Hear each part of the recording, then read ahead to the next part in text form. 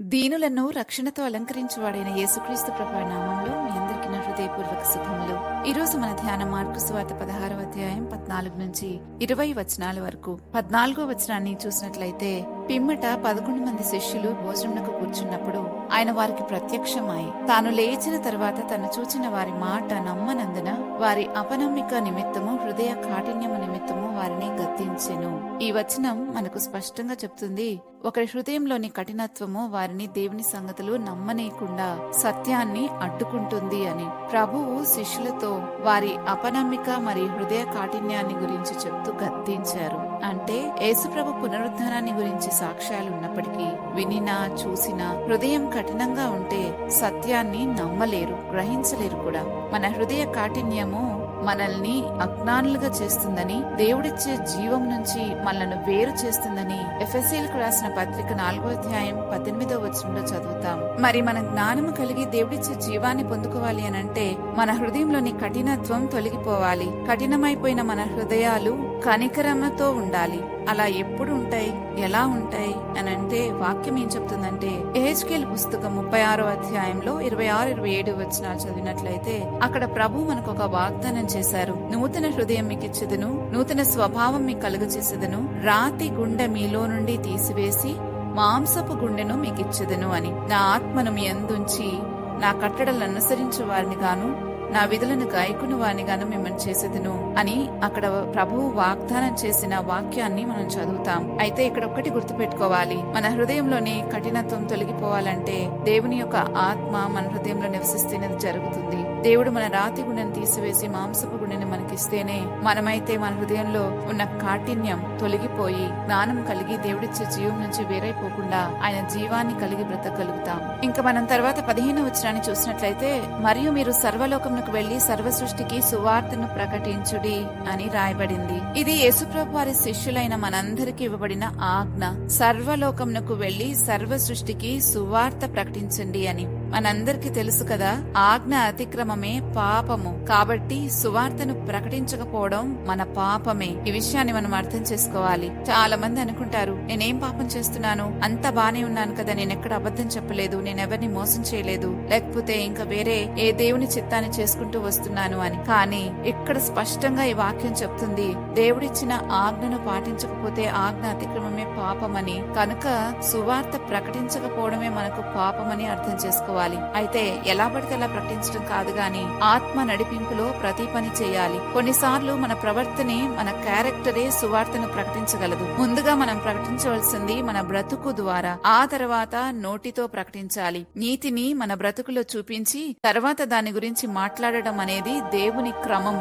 ఈ క్రమంలో మనం సువార్త ప్రకటించినప్పుడు మాత్రమే నిజంగా ఆ సువార్తకు ఒక ఫలింపు ఉంటుంది. ఈ విషయాన్ని మనం అర్థం చేసుకోవటానికి ప్రయత్నం చేయాలి. ఇప్పుడు 16వ వచనాన్ని చదువుదాం. నమ్మి బాప్తిసం పొందినవాడు రక్షింపబడును, నమ్మని వానికి శిక్ష విధింపబడును అని. ఈ వచనాన్ని చాలా మంది అపార్థం చేసుకుంటారు. ఎలాగంటే, నమ్మని వారిని మీ దేవుడు శిక్షిస్తాడా అని. నిజానికి శిక్షించేది దేవుడు కాదు. దీన్ని అర్థం చేసుకోవాలంటే యోహాను సువార్త 3వ అధ్యాయం 36వ వచనాన్ని అర్థం చేసుకుంటే మనకి అప్పుడు తెలుస్తుంది ఎవరు ఎవరిని శిక్షిస్తున్నారు అనేది. యోహాను సువార్త 3వ అధ్యాయం 36వ వచనం ఒకసారి మనం చదివితే, కుమారుని యందు విశ్వాసం ఉంచువాడే నిత్య జీవం కలవాడు, కుమారునికి విధేయుడు కానివాడు జీవము చూడు కాని దేవుని ఉగ్రత వాని మీద నిలిచియుండును అని. ఇక్కడ స్పష్టంగా వాక్యం చెప్తుంది, అందరము పాపం చేసి దేవుని ఉగ్రతకు గురయ్యాము. కానీ మనం దేవుని ఉగ్రతకు గురి కావడం దేవునికి కూడా ఇష్టం లేదు. ఆయన నీతి మనల్ని శిక్షించాలంటుంది, కానీ ఆయన కృప మనల్ని తప్పించాలంటుంది. కాబట్టి మన తరపున ఆయన నీతిని నెరవేర్చడానికి తానే వచ్చి మనం పొందవలసిన శిక్షనంతా తానే పొందాడు. ఇప్పుడు ఎవరైతే నా శిక్షను ప్రభువే భరించారు, ఇక నేను భరించాల్సిన అవసరం లేదని విశ్వాసం ఉంచుతారో ఆయన చేసిన కార్యం మీద, ఆయన పొందిన గాయాలు, ఆయన పడిన హింస, ఆయన మరణించిన తీరు, సిలువలో ఆయన పొందిన వేదన, వీటన్నిటిపైన విశ్వాసం ఉంచుతారో వారందరూ కూడా శిక్ష నుంచి తప్పించబడి రక్షించబడతారు. అయితే ఎవరైతే నమ్మకుండా ఉంటారో వారు తమ శిక్షను తమ మీదే ఉంచుకుంటున్నారు. దేవుని ఉగ్రత వారి మీదే నిలిచిండేలాగా దాచుకుంటున్నారు. దేవుడైతే ఏ మనిషిని నరకానికి పంపడం ఆయనకి ఇష్టం లేదు. కనుకనే యేసుప్రభు ద్వారా పరలోక ద్వారాలు మన కొరకు తెరచి ఉంచారు. అయితే నేను ఒకవేళ నాకు ఈ ద్వారం వద్దు అని నేను అనుకుంటే ఇక నేను పరలోకానికి చేరుకోలేను, నా అంతట నేనే వేరొక చోటుని ఎంచుకుంటున్నాను అనేది మనం గమనించుకోవాలి. మనం ఎంచుకున్న దాన్ని బట్టే మన అంతం ఉండబోతుంది అనేది అర్థం చేసుకోవాలి. ఆయన సిలువలో పొందిన వేదన, బాధ, హింస, శ్రమ, దూషణ, నిందలు, హేళన ఇవన్నీ కూడా ఆయన మనల్ని ప్రేమించారు కాబట్టి అవన్నిటినీ సహించారు. ఒకవేళ ఆయన సహించకుండా మధ్యలో రోషం కలిగి దిగిపోయిండుంటే నిజంగా ఈ రోజు మనకి రక్షణ కార్యం ఉండేది కాదు. మన పాపాన్ని, మన పాప భారాన్ని మనమే మోసుకుంటూ ఆ శిక్షనంతటిని భరించి శాశ్వతంగా దేవునికి దూరంగా ఉండేవారం. కానీ ప్రభు ఆ శిక్షను భరించినందువలన ఈ రోజు మనం పాప క్షమాపణ పొందుకుని ప్రభు దగ్గరికి ఎంతో సమీపంగా సమీపించగలుగుతున్నాం. అంతేకాదు ఆయన మనం ఏకమై ఉండగలుగుతున్నాం. ఎంతో మంది ఈనాటికి హేళన చేస్తూ ఉన్నారు, 3 మేకలు పీక్కోలేకపోయాడు ఆయనేం దేవుడు అని. కానీ ఒకటి గుర్తు పెట్టుకోవాలి, ఆయన ఒక రోజు నిజంగా ఆ 3 మేకులను పీకేసుకుని శిలువ మీద నుంచి దిగి ఉండుంటే రక్షణ కార్యం ఈ రోజు జరిగి ఉండేది కాదు. ఇంత మంది ఈ రోజు ప్రభువుని నమ్మగలిగేవారు కాదు. నా మట్టుకు నాకే నేను ఆ శిక్షను భరిస్తూ ఎంతో వేదనతో జీవిస్తూ ఉండేదాన్ని. కానీ ఈ రోజు నేను పొందుకున్న స్వాతంత్ర్యం నా దేవుడు నా కోసం ఇచ్చిన ప్రాణాన్ని బట్టి నాకు దొరికింది. నా దేవుడు నా కొరకు అర్పించిన ఆ యొక్క తన బలి అర్పణను బట్టి నాకు దొరికింది. కాబట్టి మనందరికీ కూడా కనుక ఆయన చేసిన కార్యమందు విశ్వాసం ఉంచిన ప్రతి ఒక్కరు కూడా శిక్ష నుంచి, ఉగ్రత నుంచి తప్పించబడుతున్నారు. దీనంతటిని బట్టి మనకు అర్థమవుతుంది కదా, దేవుడు కాదు మనుషులను నరకానికి పంపేది, ఎవరికి వారే అప్పగించుకుంటున్నారు నరకానికి. అసలు అగ్నిగుండం అనేది మనుషుల కోసం సిద్ధం చేయబడింది కాదు అని మత్తయి సువార్త 25వ అధ్యాయంలో మనం చదవగలం. కాబట్టి ఈ రోజు మనం చేసుకునే ఎంపిక మన అంతము ఎట్లుండబోతుందో నిర్ణయించుతుంది. కనుక జాగ్రత్తగా ఎంపిక చేసుకోవటం మనకు అవసరం. ఇంకా 17-18 వచనాలు చూసినట్లయితే, నమ్మిన వారి వలన సూచక్రియలు కనబడును, ఏమనగా నా నామమున దయ్యములను వెళ్ళగొట్టుదురు, క్రొత్త భాషలు మాట్లాడుదురు, పాములను ఎత్తి పట్టుకుందురు, మరణకరమైనది త్రాగినది వారికి హాని చేయదు, రోగుల మీద చేతులించినప్పుడు వారు స్వస్థత నొందుదురని వాడితో చెప్పాను. ఈ వచనాలు కొందరు అతిగా వాడతారు, కొందరు అస్సలు నమ్మరు. నిజంగా మనం ఆలోచిస్తే సత్యం ఏంటి అనేది గ్రహిస్తే మనకి అర్థమవుతుంది. నమ్మిన వారి వలన కనబడే ఈ సూచనలు అందరిలోనూ ఎప్పటికీ కనబడాలనే ప్రభువు ఆశించారు. కానీ కొందరు అంటారు ఇవి అప్పట్లో ఉన్నాయి, ఇప్పుడు ఉండవు. ఈ ఆలోచన చాలా పొరపాటు. వాక్యం చెప్తుంది దేవుని ఆలోచన సదాకాలం నిలుస్తుంది అని. కీర్తన 33వ అధ్యాయం 11వ వచనాన్ని మనం చదివినట్లయితే, యెహోవా ఆలోచన సదాకాలం నిలుచును, ఆయన సంకల్పములు తరతరములకు ఉండును అని. కాబట్టి దేవుడు ఈ సూచనలను కొంతకాలం వరకే సంఘానికి, విశ్వాసకి ఇస్తానని చెప్పినవి కాదు గాని అవి కొంతకాలం వరకే ప్రభు ఇచ్చారు అని అనుకోవడం చాలా హాస్యాస్పదంగా ఉంటుంది. వాటిని శాశ్వత కాలం వరకు ప్రభు సంఘానికి, విశ్వాసికి ఇచ్చారు. కాబట్టి వాటిని కోరుకుని వాటితో మనం ఎదిగి వృద్ధి పొందాలని ప్రభు కోరుకుంటున్నారు. ఇలాంటివి మనము ఈ సూచనలు మన జీవితాల్లో కనబడకపోతే నిజంగా మనం శక్తి లేని క్రైస్తవులమే. మనము భక్తి చేస్తున్నాం కానీ మన భక్తిలో ఎంత మాత్రము శక్తి లేదని అర్థమవుతుంది. అలాగని శక్తి కావాలి అని అనుకుని దీన్ని విరివిగా ఇష్టానుసారంగా ఈ వచనాలను పట్టి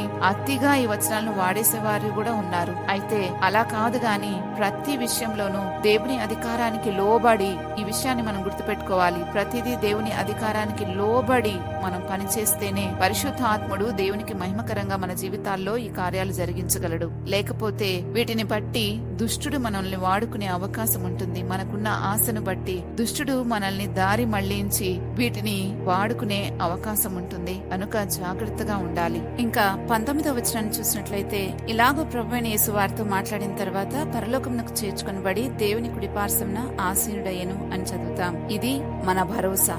ఎందుకంటే ప్రభు అన్నారు యోహాను సువార్త 14వ అధ్యాయం 3వ వచనంలో, నేను వెళ్లి మీకు స్థలము సిద్ధపరచినడలా నేనుండు స్థలంలో మీరును ఉండులాగున మరలా వచ్చిన ఎదురుంటకు మిమ్మల్ని తీసుకుని పోదును అని. ఆయన అక్కడ ఉన్నారు కాబట్టి, అంటే దేవుని కుడిపార్శ్వాన ఆసీనుడై ఉన్నారు కాబట్టి మనం కూడా అక్కడే ఉండబోతున్నాం. అయితే ప్రభు ఇంకొక మాట కూడా చెప్పారు యోహాను సువార్త 8వ అధ్యాయం 21వ వచనంలో, మనము మన పాపంలోనే ఉండి చనిపోతే ఆయన వెళ్లి చోటికి మనం వెళ్లలేమని. ప్రభు అన్న ఈ మాట ఎవరైతే పాపంలో ఉంటారో, పాపంలోనే ఉండి పాప క్షమాపణ పొందుకోకుండా చనిపోతారో వారికి వర్తిస్తుంది. కానీ మనము గనక పాపం విషయంలో జాగ్రత్తగా ఉండి పాప క్షమాపణ పొందుకుంటే మనము ఆయన ఉన్న చోటుకి మనం కూడా చేరుకుంటాం. ఆయన ఇచ్చిన వాగ్దానం ఇది, నేనుండు స్థలంలో మీరును ఉండులాగన మరలా వచ్చిన ఎదురుటకు యొద్దకు మిమ్మల్ని తీసుకుని పోదును అని. ఈ వాగ్దానము మనం స్వతంత్రించుకోవాలి అని అంటే ఈ 8వ అధ్యాయం యోహాను సువార్త 8వ అధ్యాయం 21వ వచనంలో ఉన్న కండిషన్ ని మనం ఫుల్ఫిల్ చేయాలి. మనం పాప క్షమాపణ పొందుకుని పాపం నుంచి విమోచింపబడితే క్రీస్తుతో నడవగలిగితే తప్పకుండా వాగ్దానాన్ని ఆయన ఎక్కడున్నారో మనం కూడా అక్కడే ఉండే వాగ్దానాన్ని స్వతంత్రించుకోగలం. ఇంకా చివరి వచనం 20వ వచనాన్ని మనం చూసినట్లయితే వారు బయలుదేరి వాక్యం అంతటా ప్రకటించిరి. ప్రభు వారికి సహకారుడై ఉండి వెనువెంట జరుగుచూ వచ్చిన సూచక్రియల వలన వాక్యమును స్థిరపరచుచుండెను. ఆమేన్. ఈ వాక్యంలో నుండి మనం అర్థం చేసుకోవాల్సింది సూచక్రియలు వాక్యాన్ని వెంబడించాలి కానీ వాక్యము సూచక్రియలను వెంబడించకూడదు. అంటే ఏదో ఒక అద్భుతం లాగా చేసేసి దాన్ని సపోర్ట్ చేసుకోవడానికి వాక్యాన్ని వాడకూడదు. వాక్యాన్ని వివరించగా సూచక్రియో అద్భుతమో చేసే బాధ్యత పరిశుద్ధాత్మది. వాక్యాన్ని చెప్పటము, వివరించటము, నేర్పించటమే మన బాధ్యత. ఇంకొక విషయాన్ని మనం అర్థం చేసుకోవాల్సింది, ప్రతి ఒక్కరితో దేవుడు వ్యక్తిగతంగా డీల్ చేస్తాడు. ఆయన ఒకరికి ఒక అద్భుతం చేశారంటే ఇంకొకరికి ఇంకో విధానంలో చేస్తారు. కాబట్టి ఎప్పటికప్పుడు నూతన క్రియనే చేస్తాడు దేవుడు. వారికి అలా జరిగింది కాబట్టి నాకు కూడా ఇలా జరుగుతుంది అని అనుకోవడం చాలా పొరపాటు. ప్రభు ఎవరికి ఏ విధంగా చేస్తారో నేను ఇప్పటి వరకు నా జీవితంలో ఎన్నో సాక్ష్యాలు విన్నాను, కానీ ఏ ఒక్క సాక్ష్యం కూడా ఇంకొకరి దాంతో మ్యాచ్ కాలేదు.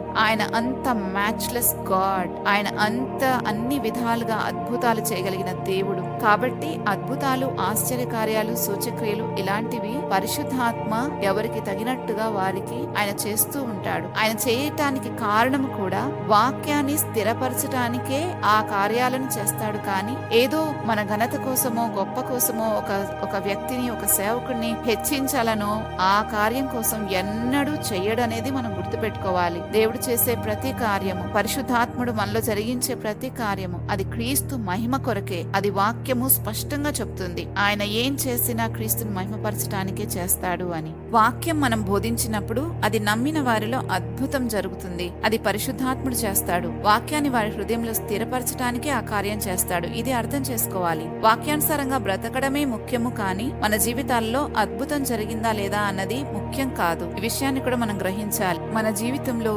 వాక్యమే మనకు ప్రధానము. అదే మనకు ఆహారం. మన ఆత్మ బలంగా ఉండాలి అని అంటే అద్భుతాలు ఆత్మను బలపరచలేవు, ఆత్మను పోషించలేవు. కానీ దేవుని మాట ఆత్మను పోషిస్తుంది, బలపరుస్తుంది, మనం ప్రతిరోజు ఆత్మలో ఎదిగేలాగా చేస్తుంది. పాలు తాగే స్థితిలో నుంచి బలమైన ఆహారం తినే స్థాయికి మనం ఎదగాలంటే అద్భుతాలు, సూచక్రియలు ఇవి చెయ్యవు. కానీ వాక్యము మనల్ని స్థాయి పెంచుతుందనేది అర్థం చేసుకుందాం. దీనితో మార్కు సువార్త ముగించబడింది. ఈ ధ్యానం అంతటిని ప్రతిరోజు ఫాలో అయిన ప్రతి వారికి మార్కు సువార్తలోని ప్రతి ఆశీర్వాదము కలుగునుగాక.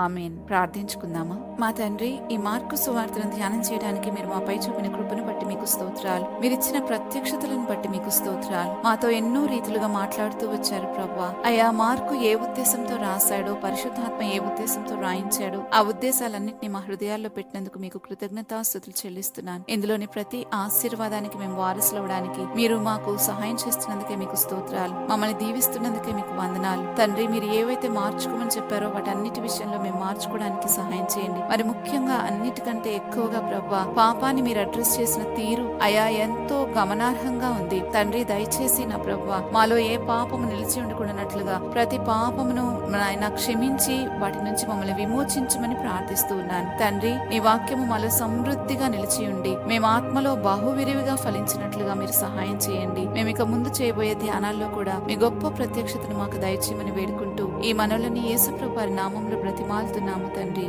ఆమేన్. లూకా సువార్తలోని ధ్యానాలతో మరలా తిరిగి కలుద్దాం. అంతవరకు దైవాశీస్సులు.